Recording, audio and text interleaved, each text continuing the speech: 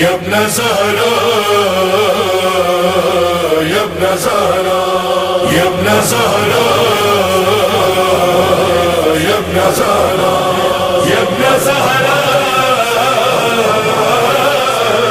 يا ابن زهراء يا ابن زهراء يا ابن زهراء اللهم عجل لوليك الفرج الأمان الأمان الأمان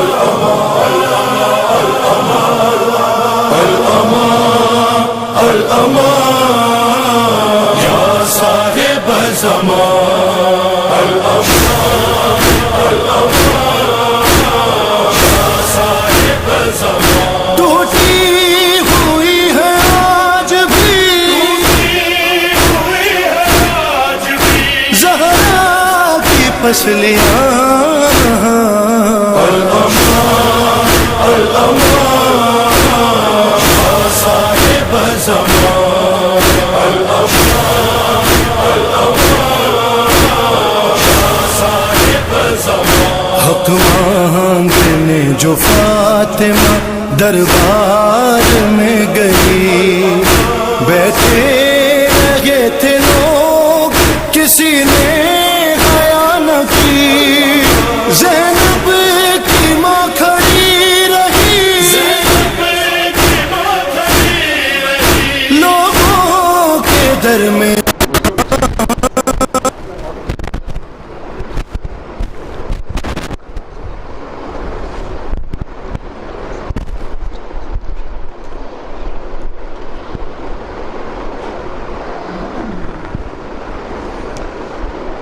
أعوذ بالله من الشيطان الرجيم بسم الله الرحمن الرحيم أعوذ بالله السميع العليم من الشيطان الرجيم وأعوذ بالله أن يحضرون بسم الله الرحمن الرحيم الحمد لله رب العالمين الصلاة والسلام على أشرف الأنبياء والمرسلين خاتم النبيين بالقاسم محمد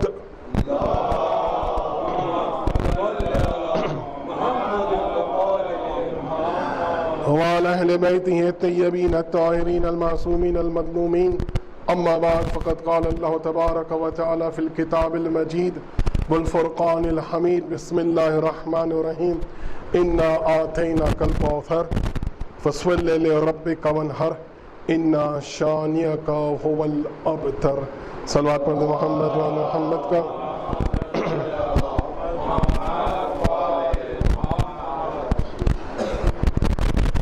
قرآن کا سب سے چھوٹا سورہ سورہ کوثر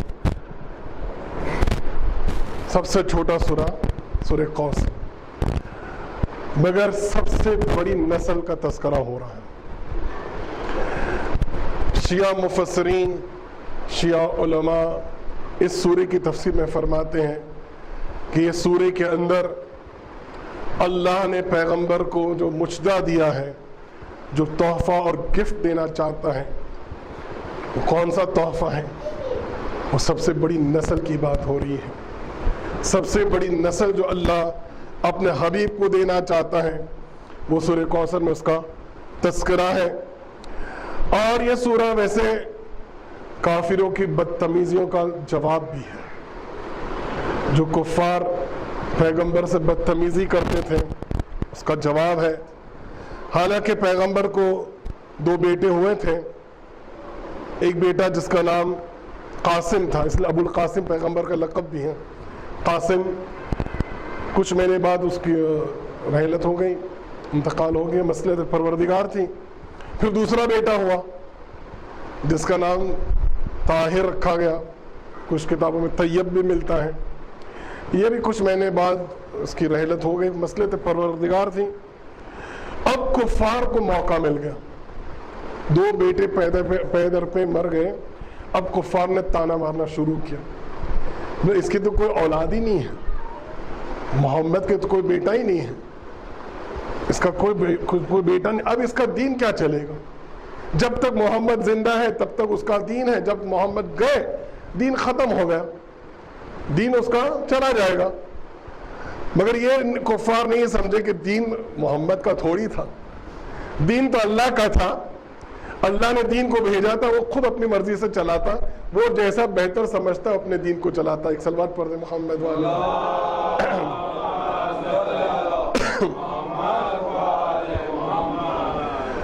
اب یہ سورہ جو آیا ہے نازل جب ہوا تب اس وقت پیغمبر کی عمر 45 ایئرس کی تھی. یہ سورہ ایک تو جواب ہے کفار کے لیے. دیکھیں حالانکہ پیغمبر نے جو ہے, جب کفار پیغمبر کو ابتر کہتے تھے یعنی بغیر اولاد کے, جب تانا مارتے تھے تو پیغمبر نے ان کو اپنے منہ نہیں لگایا, نہ ان سے جھگڑا کیا اور نہ خدا سے شکایت کی. اب آپ پوچھیں گے دلیل کیا ہے, تو دلیل ایک دم واضح ہے کہ پیغمبر نے جو کافر انہیں اگر ابتر کہتا تھا تو پیغمبر نے منہ نہیں لگایا. کیوں؟ دلیل کیا ہے؟ کیونکہ تاریخ تو چھوٹی چھوٹی بات لکھ رہی ہے نا. اگر ابو لہب اگر ابتر کہتا تو تاریخ لکھ دیتی, اگر پیغمبر کو ابتر کہا پیغمبر نے جھگڑا کیا, یا فلان نے ابتر کہا پیغمبر نے جھگڑا کیا ہو, تو یہ اگر ہمیں مل جاتا تاریخ لکھ دیتی کہ محمد نے جھگڑا کیا. تو تاریخ تو کہیں نہیں لکھ رہی ہے کہ محمد نے کسی کا جواب دیا ہو, چاہے وہ کفار کچھ بھی تانا مارتے, پیغمبر نے کسی کو اپنے منہ نہیں لگایا. دوسرا یہ کہ نہ خدا کا رسول نے اللہ سے شکایت بھی نہیں کی. اب اس کی دلیل کیا ہے؟ اللہ کو شکایت کرنے کے لیے کیا لاؤڈ سپیکر کی ضرورت پڑتی ہے؟ کیا مجمع بلانے کی ضرورت پڑتی ہے؟ بولنے والے کہہ سکتے ہیں نا, کہنے والے کہہ سکتے ہیں کہ بابا اللہ نے کے رسول نے جو ہے کوئی لاؤڈ سپیکر میں تھوڑی کہا شکایت کی ہوگی. بعض اوقات تو اللہ سے اس وقت بھی گفتگو ہو جاتی ہے کہ جبکہ نہ کان سنتے ہیں نہ زبان ہلتی ہے. کان اور زبان بھی بے خبر ہوتے ہیں. وہ وقت کب ہوتا ہے؟ جب دل سے بات ہوتی ہے. ہو سکتا ہے کہ محمد رات کے وقت مناجات کے وقت دل سے شکایت کرتے ہو, پروردگار یہ مجھے کفار مجھے ابتر کہتے ہیں, یہ مجھے تانا مارتے, شکایت کی ہو. نہیں, پیغمبر نے رات کے وقت بھی شکایت نہیں کی. اس کی دلیل کیا ہے؟ بہت واضح دلیل ہے. ارے بابا, اگر چھوٹے درجے کا نبی, چھوٹا پیغمبر اگر شکایت کرے تو فوراً ری ایکشن ہوتا تھا. یہ تو بڑا نبی رحمت للعالمین تھا. اگر یہ شکایت پروردگار سے کر دیتے خدایا کہ یہ لوگ مجھے تانا دیتے, تو فوراً عذاب آ جاتا اور جو انہیں ابتر کہنے والا روئے زمین پر زندہ نہ رہتا. ان کا روئے زمین پر زندہ رہنا اس بات کی دلیل ہے کہ پیغمبر نے اللہ سے بھی شکایت نہیں کر دی. ایک صلوات پڑھ دیں محمد.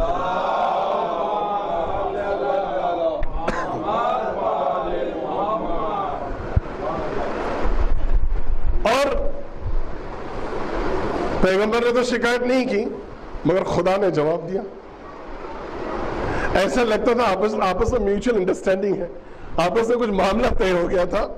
ایسا کچھ لگ رہا تھا کہ خدا کو اگر کوئی کچھ کہے تو رسول خدا بولے, رسول خدا کو کوئی کچھ بولے تو خدا بولے. ایسا لگ رہا آپس میں کچھ معاملہ ہو گیا تھا. اور اسی لیے تو جب خدا کو کچھ کہا جاتا تو رسول خدا کہتے تھے. جب رسول خدا کو ابتر کہا گیا تو کیا اللہ نے کیا جواب دیا؟ ان شانئک هو الابتر. اے میرے حبیب, تیرا جو دشمن ہے, جو تجھے تانا دیتا ہے, وہی بے اولاد ہے, اس کی نسل منقطع ہے, وہی بے اولاد ہو جائے گا. تو یہ اللہ جواب دے رہا ہے. جب رسول اللہ کو تانا مارا گیا تو کس نے جواب دیا؟ اب ایک شخص اور بھی ملتا ہے تاریخ میں, ایک شخص اور بھی ملتا ہے کہ جب اگر کوئی اللہ کو کچھ کہہ دے یا رسول خدا کو کچھ کہہ دے تو وہ بولتا تھا, اور اگر اسے کوئی کچھ کہہ دے تو اللہ اور رسول خدا بولتے تھے. ایک صلوات پڑھتے محمد.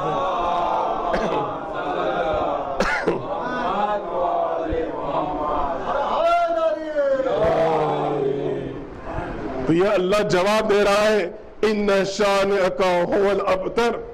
اے میرے حبیب, اِنَّا آتَيْنَاكَ الْكَوْثَرَ, ہم تمہیں کوثر عنایت کریں گے.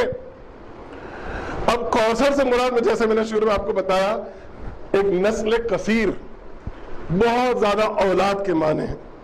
اب جب اللہ کہہ رہا ہے کہ ہم تمہیں بہت اولاد دیں گے، ایک نسل، بہت بڑی نسل دینے والے، تو اس کا مطلب یہ کہ یہ نسل جو ہوگی محمد کی نسل، یہ کوئی عام نسل نہیں ہونا چاہیے، یہ نسل جو ہوگی بہت منفرد نسل ہوگی، بہت یونیک نسل ہونے والی ہے۔ اب عام آدمی کی نسل اور محمد کی نسل میں فرق کیا ہے؟ توجہ کا طالب ہو، عام آدمی کی نسل اور محمد کی نسل میں فرق کیا ہے؟ عام آدمی کی جو نسل ہے وہ جو چلتی ہے وہ بیٹے سے چلتی ہے۔ آدم سے قیامت تک کا ایک اصول ہے، قانون ہے دنیا میں کہ نسل تو بیٹوں سے چلتی ہے، حالانکہ بیٹیاں ہوتی ہیں گھروں میں، اگر دنیا میں اصول کیا ہے، قانون کیا ہے کہ قیامت تک، آدم سے قیامت تک جو نسل چلے گی وہ بیٹے سے چلے گی، مگر رسول کی جو نسل ہے وہ بیٹی سے چلی۔ آج اگر دنیا میں کوئی اپنا آپ کو سید کہتا ہے، اپنا آپ کو رسول خدا کی اولاد کہتا ہے، رسول اللہ کی اولاد کہے، اگر اپنا آپ کو یہ چیلنج کرے کہ میں رسول اللہ کی اولاد میں سے ہوں، اور اگر وہ فاطمہ کی اولاد نہ ہو تو یہ ممکن نہیں ہے۔ جو اگر رسول اللہ کی اولاد ہے تو ضرور وہ ذریت فاطمہ میں سے ہوگا۔ ایک صلوات پڑھ دے محمد اللہ۔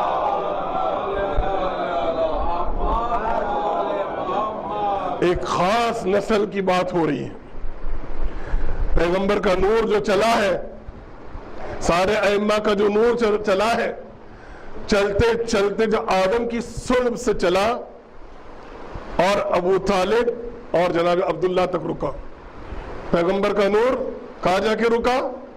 صلب، نسل در نسل چلتا گیا اور عبداللہ پر آ کر رکا۔ علی کا نور چلتا گیا اور کہاں آ کے رکا؟ ابو طالب کے پر رکا۔ اب جب یہاں پہ لوگ کہتے ہیں کہ حالانکہ دیکھیں ان کی جو نسل، ان کے جو اجداد تھے یہ سب مسلمان تھے، لوگوں نے کیا پروپیگنڈا کیا، خاص کر کے بنی امیہ نے کیا پروپیگنڈا کیا کہ ان کے جو اجداد تھے، محمد کے اجداد، وہ کافر تھے۔ کیا پروپیگنڈا تھا کہ ان کے اجداد جو باپ دادا تھے وہ کافر تھے۔ کیوں ایسا کہا؟ کیونکہ خود ان کے باپ دادا کافر تھے تو کافر کافر برابر ہو گئے۔ حالانکہ میں آپ کو قرآن سے پروف کروں گا کہ رسول اللہ کے اجداد مسلمان تھے۔ قرآن کی آیت ہے، قرآن ارشاد فرما رہا ہے فَتَقَلَّبَكَ فِي السَّاجِدِينَ، اے میرے حبیب، اے میرے حبیب، ہم نے آپ کو الٹنے پلٹنے والوں کے سجدہ کرنے والوں میں رکھا۔ اے میرے حبیب، ہم نے آپ کی نسل کو تقلب کہتے ہیں عربی میں الٹنا پلٹنا، ہم نے آپ کو الٹنے پلٹنے والوں کی سجدہ کرنے والوں کے اندر رکھا۔ اب الٹنا پلٹنا یعنی کیا؟ تقلب یعنی کیا؟ تقلب عربی میں کہتے ہیں الٹنا پلٹنا، یعنی بچہ جو ہوتا ہے پدر، صلب پدر سے رحم مادر میں آتا ہے نا، صلب پدر سے، صلب اس کو کہتے ہیں یہ حصے کو، صلب پدر سے رحم مادر میں آتا ہے، اور رحم مادر سے پھر صلب پدر، اس طرح سے جو چینج نسل جو چلتی ہے نا، ماں باپ سے نسل چلتی ہے نا، تو نسل جو چلتے گئے رحم، صلب سے رحم، رحم سے صلب، صلب سے رحم، یہ جو اس کو کہتے ہیں الٹنا پلٹنا۔ یہ الٹ پلٹ جو ہے یہ رحم سے صلب، صلب سے رحم، جو اے محمد تیری جو نسل چلی ہے یہ سب سجدہ کرنے والی تھی، یہ سب ساجدین، یہ سب سجدہ کون کرتا ہے؟ جو مسلمان ہوتا ہے وہ سجدہ کرتا ہے۔ اے میرے حبیب تیری نسل تو ساجدین میں سے تھی۔ اب خدا کی قسم دیکھیں قرآن کی کیا لطافت ہے، لفظ تقلب استعمال، اگر یہ بھی نہیں کہا کہ صرف باپ کے تمہارے جو اجداد جو باپ دادا تھے وہ مسلمان تھے، نہیں نہیں، قرآن کی لطافت کو دیکھیں، قرآن کے رہے تقلب یعنی کہ ماں باپ دونوں آ گئے اس میں۔ کوئی کل یہ اٹھ کے نہ کہے کہ محمد تیرے باپ تو پاک تھے، طاہر تھے، مگر تمہاری جو مائیں تھی وہ کافر تھی، نہیں۔ قرآن کہتا ہے الٹنے پلٹنے والوں کو سجدہ کرنے والوں میں رکھا۔ یہ الٹنا پلٹنا یعنی کیا؟ اس کا مطلب ہے اے محمد تمہاری ماں بھی جو ماں اور دادی جو تھی وہ سب مسلمان تھی، اور تمہارے باپ دادا اجداد سب کے سب مسلمان تھے۔ ایک صلوات پڑھ دے محمد۔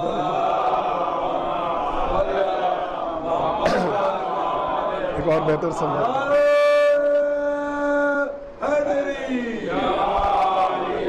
ایک بہتر صلوات پڑھ دے محمد۔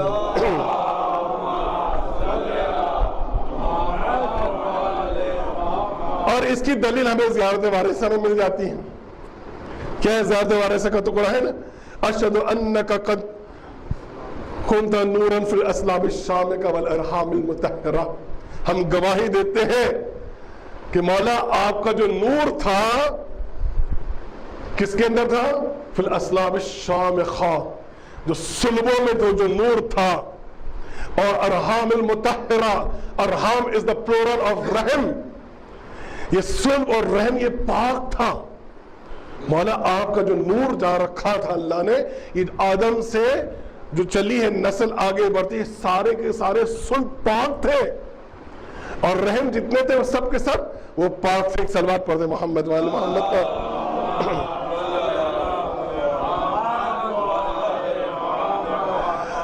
اب رسول خدا کا نور اور 12 ائمہ کا نور، یہ تو نور ٹرانسفر ہوتا گیا آدم سے لے کر عبداللہ ابو طالب تک، مگر جناب فاطمہ زہرا سلام اللہ علیہ کی وہ ذات ہے کہ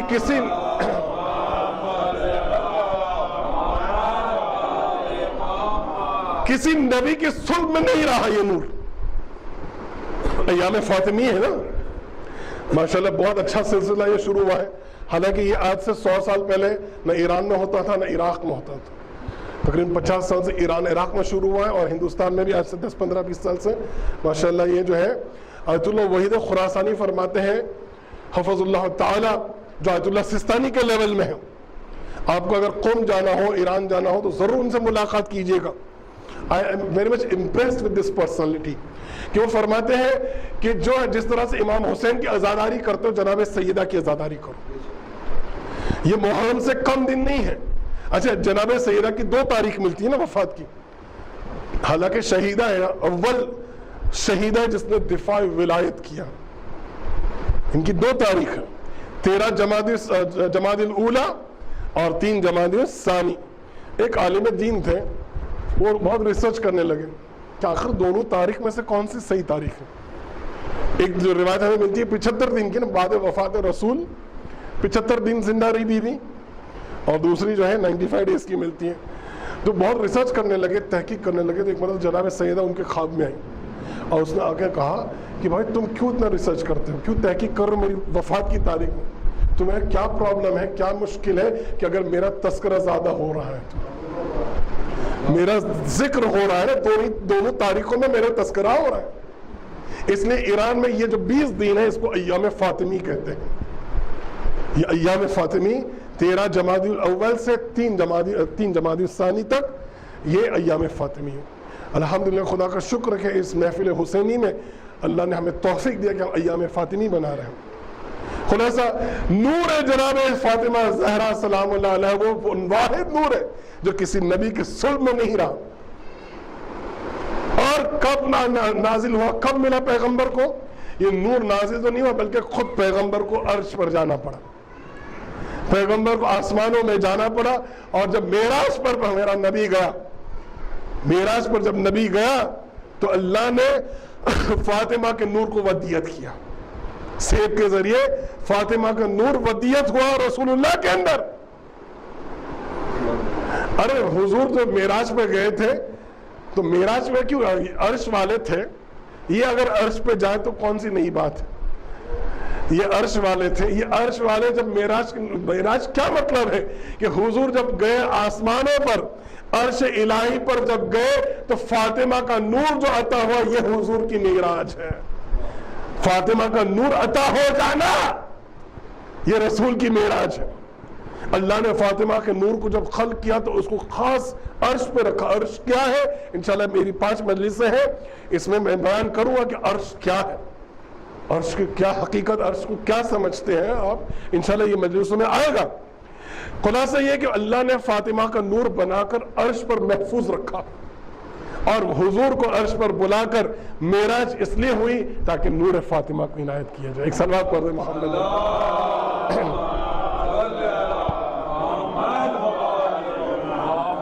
خدا نے جو تحفہ دیا ہے اِنَّا آتَيْنَاكَ الْكَوْثَرَ، تو جو تحفہ کیا ہے اس کا مطلب؟ اِنَّا آتَيْنَاكَ الْكَوْثَرَ، اے میرے حبیب ہم نے آپ کو عطا کر دیا، کیا دے دیا؟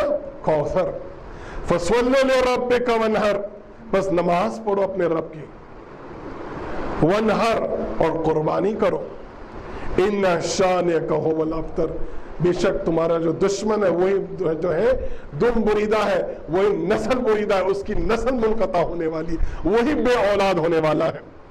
خلاصہ جو اللہ جو تحفہ دے رہا ہے، اب جو تحفہ دے گا تو کیا معمولی تحفہ دے گا؟ ایک مثال سے واضح کر دوں، بالفرض کہ میں لندن گیا مجلس پڑھنے کے لیے، وہاں کی جو کوئن ایلزابتھ ہے اسے معلوم ہوا کہ میں آیا ہوں لندن مجلس پڑھنے کے لیے، اس نے مجھے بلایا اور مجھے بلانے کے بعد تحفہ دیا مجھے۔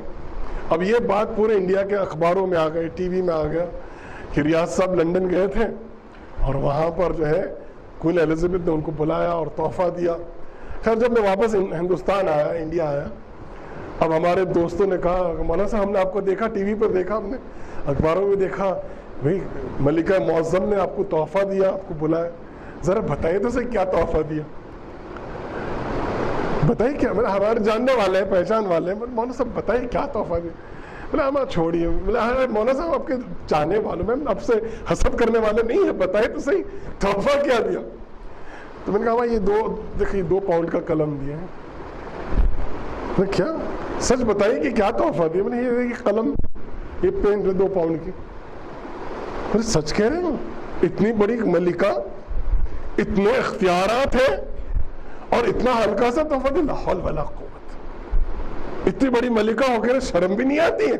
اب دیکھیے اگر تحفہ جو مجھے ملا ہے چھوٹا تحفہ تو میری انسلٹ نہیں ہے، جو تحفہ اگر جس نے بڑا آدمی چھوٹا تحفہ دے تو یہ اس کی انسلٹ ہے۔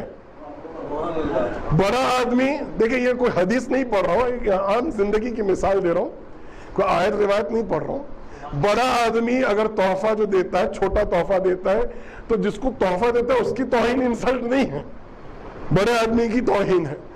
اب عزیزان گرامی، اللہ نے اتنا اہتمام کیا، اِنَّا آتَيْنَاكَ الْكَوْثَرَ، اے میرے حبیب اتنے شان سے کہہ رہا ہے کہ میں تجھے ایک نسل دینے والا ہوں، اور وہ نسل اگر معمولی نسل ہو تو رسول کی انسلٹ نہیں ہے، اللہ کی انسلٹ ہے۔ اگر نسل معمولی ہو تو یہ رسول کی انسلٹ نہیں ہوگی، تحفہ دینے والے کی انسلٹ ہے، تو اللہ کی انسلٹ ہو رہی، اس لیے اللہ نے کیا دیا، اِنَّا آتَيْنَاكَ الْكَوْثَرَ، اے میرے حبیب میں تجھے فاطمہ زہرا دے رہا ہوں، میں نے تجھے کوثر دیا، میں نے تجھے زہرا دے دیا۔ اب زہرا سے جو تیری نسل چلے گی، یہ زہرا وہ ذات ہے جو ضامن جو ہے اولاد پیغمبر بھی ہے اور ضامن دین مصطفیٰ بھی ہے۔ ایک صلوات پڑھ دیں محمد۔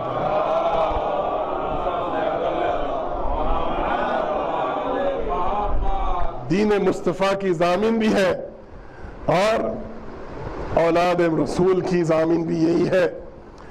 چھوٹا سا سورہ ہے، سورہ کوثر، 3 آیتیں ہیں۔ کب نازل ہوا؟ پیغمبر کی عمر اس وقت 45 ایئرس تھی، 45 ایئرس کی ایج میں یہ سورہ آیا، حالانکہ اعلان رسالت کب ہوا تھا؟ 40 سال۔ بڑے بڑے سورے آ رہے ہیں اور اعلان رسالت بھی ہو گیا، کفار مان نہیں رہے، اب اللہ خود چیلنج کر رہا ہے، بڑے بڑے سورے آ رہے ہیں، کفار نہیں مان رہے ہیں، اب اللہ نے چیلنج کیا کہ تم میرے حبیب کو نہیں مانتے ہو، جو قرآن جیسی ایک کتاب لے کر آؤ۔ پھر خود قرآن کہتے ہیں نہیں قرآن تو میں نے زیادہ کہہ دیا، اللہ کہتے ہیں 10 سوروں جیسا لے آؤ، کوئی بھی 10 سورے اٹھا لو، اس کی مثل لے آؤ، اس کا 10 سوروں کا جواب لے آؤ۔ قدرت کی آواز ہے نہیں، 10 سورہ بھی نہیں، 1 سورے کا جواب دے دو، پورے قرآن سے 1 سورے کا جواب دے دو، چیلنج کر رہا ہے اللہ۔ اور اسی وقت جو ہے یہ سورہ کوثر، چھوٹا سا سورہ نازل ہوا۔ جب یہ سورہ نازل ہوا تو پیغمبر نے کیا کہا، یا علی اس کو لکھو اور خانہ کعبہ کی دیوار پہ لگاؤ۔ حالانکہ بڑے بڑے سورے ہیں، سورہ بقرہ ہے، بڑے بڑے سورے ہیں، دیکھیں کفار کا جواب لینا ہے نا، تو میں ہاتھ جوڑ کے عرض کروں اللہ کے رسول کو بڑا بڑا سورہ لگائے خانہ کعبہ پر تاکہ کافر عاجز آ جائے، جواب نہ دے سکے۔ اب چھوٹا سا سورہ، سورہ کوثر دیوار پر لگا رہے ہیں، قرآن کا سب سے چھوٹا سورہ اس کو دیوار پہ لگا رہے ہیں۔ علی سے کہا علی تم لکھو، اب لکھنے والی ذات ہاتھ کس کے ہیں؟ علی کے ہیں.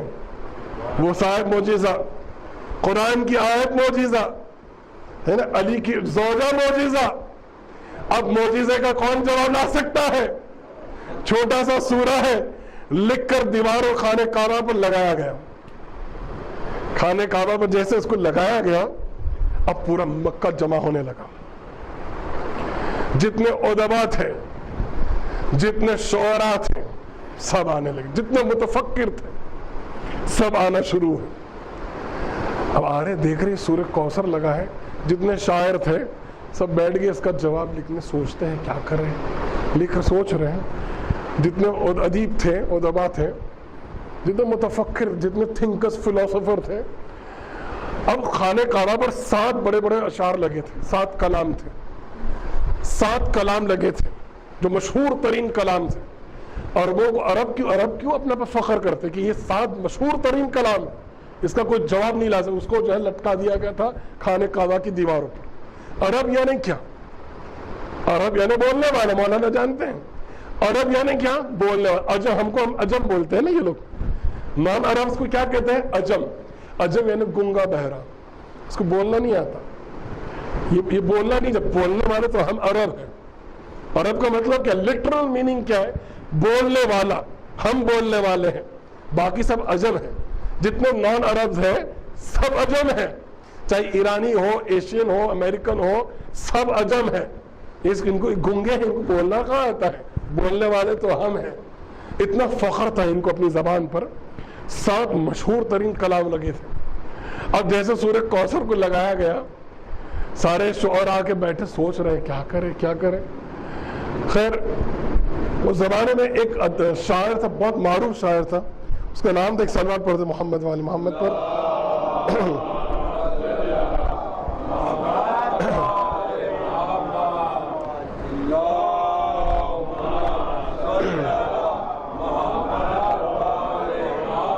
اس کا نام شاشا تھا. یہ شاعر بہت مشہور شاعر تھا، اور یہ شاعر جو ہے پورا سال بات ہی نہیں کرتا تھا. سامنے جب ایک مرتبہ میلہ لگتا تھا تو میلہ میں اپنا قصیدہ لکھ کر لاتا تھا اور تب پڑھتا تھا. پورا سال کچھ نہیں بولتا تھا. سب سے بڑا عرب کے اندر سب سے بڑا شاعر اس کا نام تھا شاشا.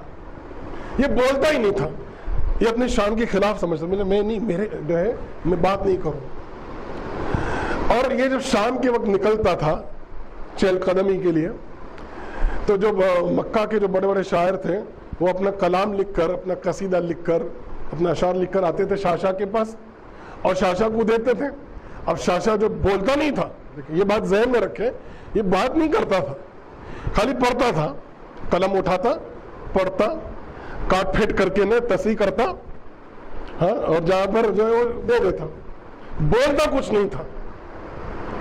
تو جب شاعر لوگ اپنا کلام لکھ کے شام کے وقت اس کے پاس آتے تھے اور یہ جو چیک کرتا تھا، ٹھیک ہے، رائٹ رانگ کر کے رائم، آپ کو کافیہ ملنا چاہیے نا، شعر کے اندر کافیہ رائمنگ ورڈز ہونا چاہیے، تو سب ٹھیک کر کے چیک کر کے دے دیتا تھا.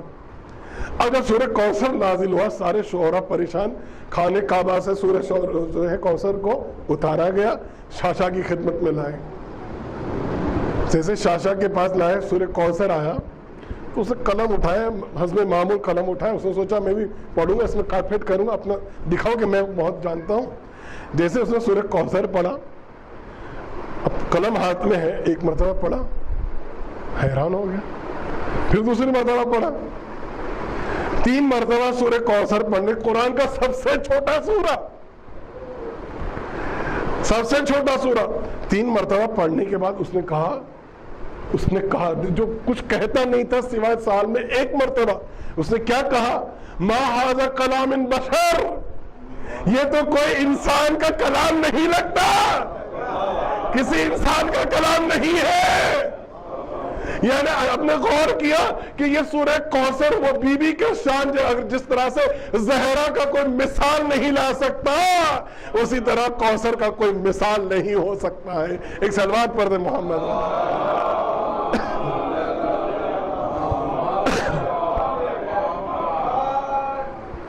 کیا عجیب شان ہے بی بی کی. اللہ حدیث قدسی میں ارشاد فرماتا ہے اور یہ حدیث تو بہت مشہور ہے، اس کے 3 ٹکڑے ہیں. ایک ٹکڑا تو اکثر لوگوں نے سنا ہے. اس کا پہلا ٹکڑا کیا ہے؟ لولاک وما خلقت الافلاق. اللہ رسول سے کہتا ہے میرے حبیب لولاک، اپنے بچپن سے سنا ہوگا، لولاک وما خلقت الافلاق. میرے حبیب اگر آپ نہ ہوتے تو میں افلاق کو، میں فلک کو خلق نہ کرتا، کائنات نہ بناتا. میرے حبیب کائنات جو بنی ہے تیرے صدقے میں بنی ہے. لولاک وما خلقت الافلاق. پھر دوسرا حصہ اس کا یہ ہے حدیث قدسی کا، لولا خلقت علی لما خلقتک. اے میرے حبیب اگر علی نہ ہوتے تو آپ کو خلق نہ کرتا. اے میرے حبیب اگر علی نہ ہوتے تو آپ کو خلق نہ کرتے. یعنی الفاظ دیگر، دوسرے الفاظوں میں اگر علی نہ ہوتے تو نہ افلاق نہ کائنات کو بناتا نہ تجھے بناتا.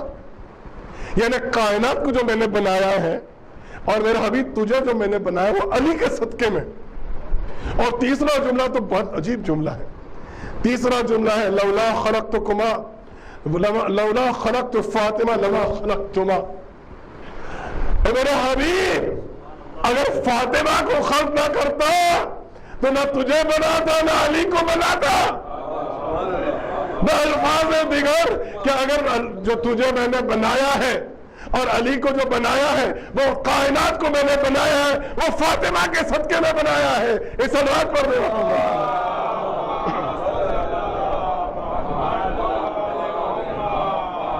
فاطمہ کی عظمت تو سمجھے. انشاءاللہ یہ 5 دنوں میں کوشش کروں گا ہر روز کچھ نہ کچھ معرفت اس بی بی کے اوپر روشنی جو ہے ان کی سوانح ان کی ذات کے اوپر میں ڈالوں. انشاءاللہ آپ لوگ تشریف لائیے، اپنے دوستوں اور رشتہ داروں سے بھی بتائیے کہ ٹھیک میں انشاءاللہ ٹائم پر آ جائیے. گزارش ہے، ریکویسٹ ہے کہ پلیز ٹائم پر آ جائیے تو ٹائم پر مجلس ختم ہو جائے اور آپ کی زحمت کو میں ختم کر دوں. کہ یہ بی بی وہ ہے کہ جس کے صدقے میں علی بنے، جس کے صدقے میں رسول بنے، جس کے صدقے میں کائنات. میں سوچتا رہتا ہوں کہ آخر وجہ کیا ہے. دیکھیے بڑی بڑی ہستیوں کی بات ہو رہی ہے، محمد کی خلقت اور علی کی خلقت فاطمہ کی وجہ سے. اور خدا نہ خواستہ میرے الفاظ میں اگر یہاں کا وہاں ہو جائے، ان کی شان میں گستاخی ہو جائے خدا نہ خواستہ، تو میری تو دنیا آخرت سب برباد ہو سکتی ہے. بہت ذمہ داری سے کہہ رہا ہوں. تھوڑا غور تو کرے کہ آخر وجہ کیا ہے کہ اللہ حدیث قدسی میں ایسا کیوں کہہ رہا ہے. تو جب میں نے تھوڑا غور فکر کیا تو میں نے کیا سوچا کہ رسول کی خلقت جو ہے علی کے صدقے میں، علی کی خلقت فاطمہ کے صدقے میں. آخر اللہ نے ایسا کیوں کہا؟ رسول کا مقصد کیا تھا؟ رسول دنیا میں کیوں آیا ہے؟ مقصد رسول کیا ہے؟ لوگوں کو ہدایت کرنا. مقصد رسول کیا ہے؟ لوگوں کی ہدایت کریں. جو اندھیرے میں ہیں، جو بھٹکے ہوئے ہیں، انہیں سیدھے راہ دکھانا ہے نا. اچھا جب تک رسول زندہ رہے، جب تک یہ چراغ، جب یہ سورج جو ہے چمکتا رہا، ٹھیک ہے، تو ایک دن رسول کی رحلت ہو گئی، یہ سورج غروب ہو گیا. اب کیا اس کا مطلب پھر لوگ اندھیرے میں آ جائیں گے؟ کیا پھر لوگ بھٹک جائیں گے؟ نہیں بابا. اس کے بعد اللہ نے علی کا انتظام کیا کہ علی ہدایت کرتے رہیں گے. علی اگر بالفرض سورج 2 گھنٹہ چمکنے والا تھا، 4 گھنٹہ چمکا. خیر علی نے ہدایت کا کام آگے بڑھایا. خیر علی بھی ہدایت کرتے رہے. ایک دن علی شہید ہو گئے. اب کیا پھر لوگ اندھیرے میں آ جائیں گے؟ نہیں. اس کا مطلب یہ ہے کہ ایک سلسلہ ہونا چاہیے چراغوں کا. یہ روشنی کنٹینیو ہونا چاہیے. جب رسول آئے تو روشنی آئی، رسول گئے تو علی کی روشنی آئی. اب علی کے تو کیا روشنی پھر اندھیرا ہو جائے گا؟ نہیں. روشنی کا ایک سلسلہ ہونا چاہیے. اور سلسلہ کیسے آگے بڑھے گا؟ وہ سلسلہ جو بڑھے گا وہ اولاد فاطمہ سے بڑھے گا. اولاد فاطمہ، اس لیے آپ کو سمجھ میں آیا کہ فاطمہ وہ ذات کا نام ہے جس نے محمد اور علی کے مشن کو بچایا ہے. ایک صلوات پڑھتے محمد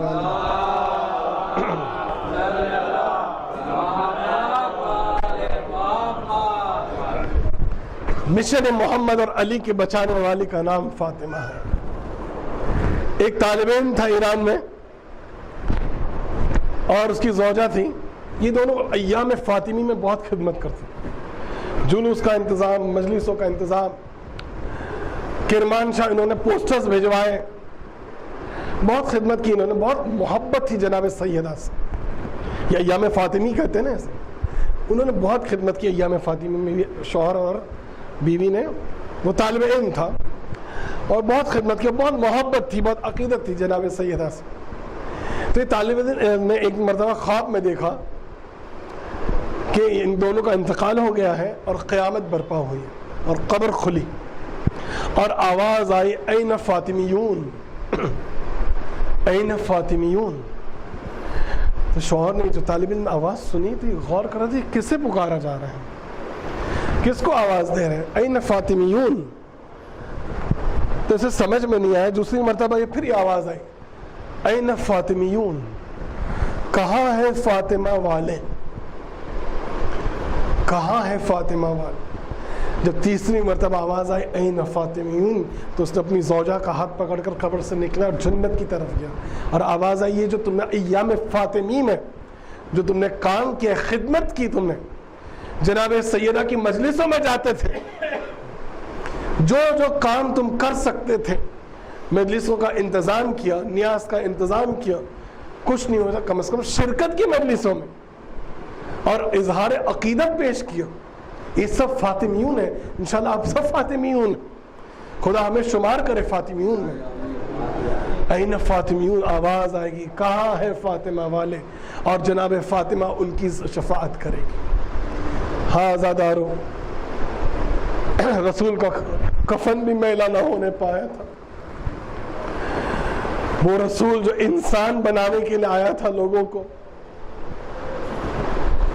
तो रसूल दुनिया में आया था, लोगों की हिदायत करने के लिए आया था। बाद वफात रसूल उसकी दुख्तर के साथ क्या सलूक किया गया, या ज़हरा, या बतूल।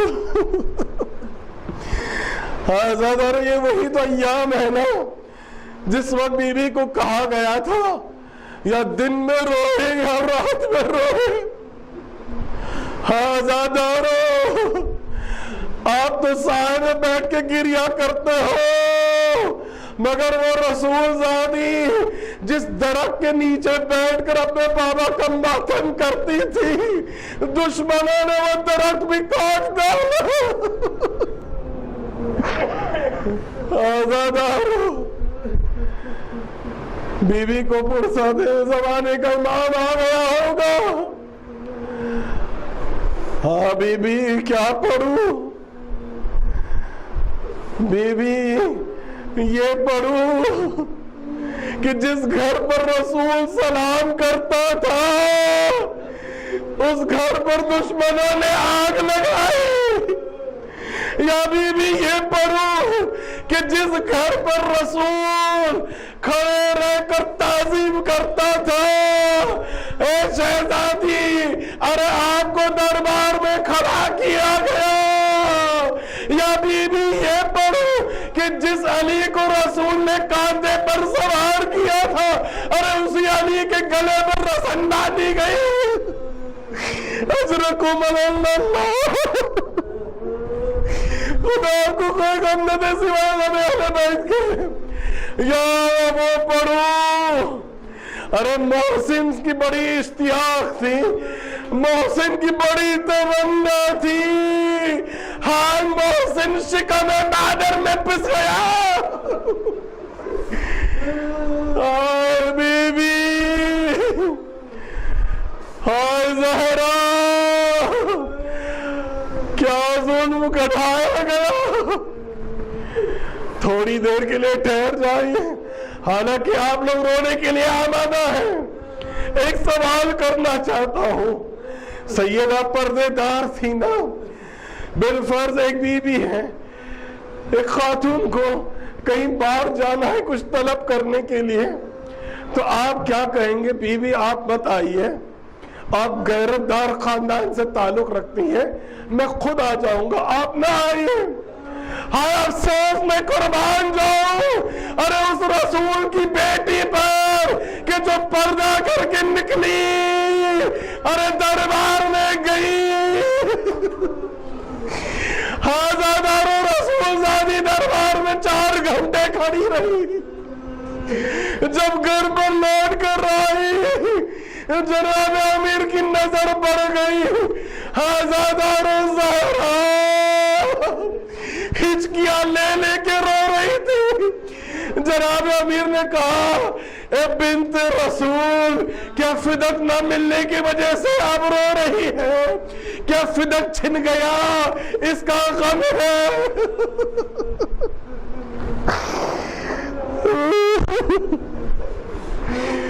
آزادارو زہرا نے کہا یا علی نہیں ارے ایسے فدق تو میرے حسنین پر ہزاروں فدق قربان. یا علی غم تو یہ ہے کہ میں دربار میں کھڑی رہی مگر کسی نے نہ کہا نبی کی بیٹی بیٹھ جا, نبی کی بیٹی بیٹھ تو جا, کسی نے مجھے بیٹھنے کو نہ کہا. ہازاداروں بغل کے حجرے سے ایک بچی کی چیخنے کی آواز آئی. مولا دوڑے, کیا دیکھا ارے زینب کو غش آ گیا. مولا نے زینب کا بازو ہلایا, زینب کو گود میں لیا. جب زینب کو ہوش آیا مولا نے کہا میری بیٹی کیا بات ہے, زینب تجھے بے ہوشی کیوں طاری ہو گئی؟ آزاداروں سن سکو گے تو سنو. زینب نے کہا بابا میں نے سن لیا کہ اماں دربار میں گئی تھی, دربار میں کئی گھنٹے کھڑی رہی. آزاداروں علی نے جگر تھام لیا. اے زہرا کی لاڈلی کل تجھے بازاروں میں جانا ہوگا, کل درباروں میں جانا ہوگا. اجرکم اللہ. بس ایک حدیث اور ایک روایت پڑھ کے آپ کی زحمت تمام کر دوں گا, 2-2.5 منٹ اور لوں گا. عجیب روایت ہے, اگر سن سکو تو سنیں, اور اگر رونا نہ آئے جب جب یہ حدیث یاد آئے گی نا, یہ روایت یاد آئے گی تو آپ بے چین ہو جائیں گے. ہائے غربت زہرا. ایک دن جناب امیر گھر تشریف لاتے ہیں, کیا دیکھا کہ بطول محو عبادت میں مصروف ہے. دیکھا کہ زہرا عبادت میں مصروف ہے. مولا نے جب زہرا کی عبادت دیکھے وہیں کھڑے رہ کر دیکھنے لگے. تھوڑی دیر نہ گزری تھی عزادارو زہرا نے تکبیر کے لیے ہاتھوں کو بلند کیا. بس یہ مسائل زندگی بھر رونے کے لیے کافی ہے. علی نے کیا دیکھا کہ بطول نے تکبیر کو ہاتھ تو اٹھایا مگر ایک ہی ہاتھ اٹھایا. ہائے میں قربان جاؤں, علی جگر پکڑ کر وہی بیٹھ گیا. ہازاداروں جب زہرا کی نماز ختم ہوئی علی نے جگر کو سنبھالا اور سنبھال کر زہرا کے قریب آئے. اے بنت رسول کیا دیکھ رہا ہوں, آپ نے تکبیر میں ہاتھوں کو نہیں ایک ہی ہاتھ کو بلند کیا. سیدہ نے کہا علی یعنی کیا آپ نے دیکھ لیا؟ مولا نے کہا زہرا میں نے دیکھ لیا.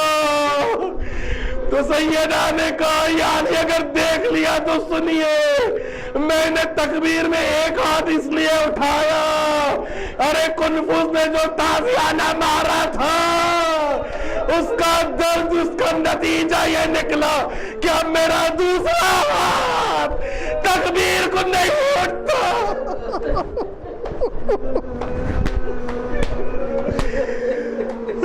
زہرا میں آپ پر قربان ہو جاؤں, یعنی کنفوس کا تازیانہ میرا تکبیر کو ہاتھ بلند نہیں ہوتا, یعنی حد تو یہ ہو گئی کہ میں اس ہاتھ سے تسبیح بھی نہیں پڑھ پاتی.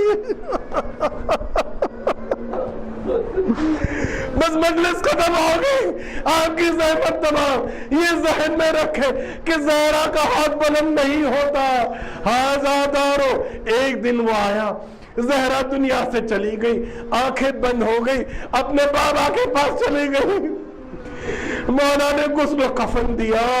غسل و کفن دینے کے بعد کہا آؤ میرے بچوں، آؤ ماں کو الوداع کر لو، آؤ زینب، آؤ میں کو سنا آزادارو. ایک ایک بچے کر آتے ہیں. زینب آتی ہے، اے اماں الوداع، میں کو سہایا اماں خدا حافظ. امام حسن، ارے سارے بچے آ گئے، اور نہیں آیا تو حسین نہ آیا. مولا نے کیا دیکھا؟ ارے حسین گھر کے گوشے میں اپنا سر دیوار میں ٹیک رکھے ہزاروں قطار روتے جا رہے. اماں اماں. ارے مولا نے کہا حسین جلدی جلدی آؤ، اپنی ماں کو خدا حافظی کرو. حسین نے کہا اچھا بابا. ارے مولا نے اپنے آنسو پہنچے اور کہا بابا کیا میری ماں مریم سے کم ہے؟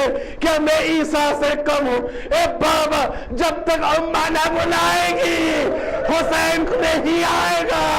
عزادارو ذہن میں یاد رکھنا کہ زہرا کا ہاتھ اتنا زخمی تھا کہ تکبیر کو بلند نہ ہو سکا، مگر جیسے حسین نے کہا کہ جب تک اماں نہ بلائے گی، عزادارو سب نے دیکھا بند کفن کھلے، سیدہ کے ہاتھ میں نمودار ہوئے. محبت حسین، آ میرے حسین، آ میرا غریب، آ میرے لالا جا. میں ہاتھ جوڑ کے عرض کروں گا بی بی، ارے کل کربلا میں جب حسین گرے گا تو وہاں بھی ہاتھ پھیلا دینا.